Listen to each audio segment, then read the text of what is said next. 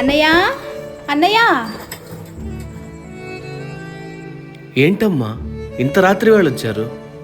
ఏం లేదన్నా, నిన్ను ఒకటి అడగాలి. అది ఏం కావాలమ్మా?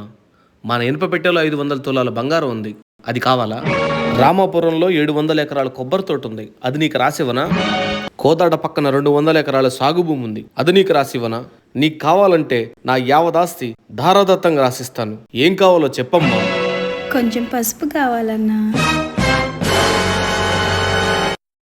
పసుపా? అసలు పసుపు ఎక్కడ ఉందమ్మా భారతదేశంలో? అందరి కింద ఫోన్ లైట్లు పెట్టి దాని మీద గలాస్ పెట్టి పసుపు అంతా నీళ్ళలో పోతున్నారుగా. ఇంకా పసుపు ఎక్కడ ఉంటది? పసుపు లేదు, ఏం లేదు, వెళ్ళిపో.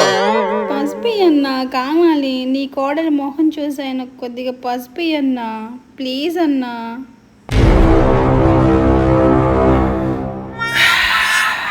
అన్నయ్య బీరువాలో సంవత్సరం నుంచి దాచిపెట్టిన చిటికెడు పసుపు ఉంది, తీసుకోండి.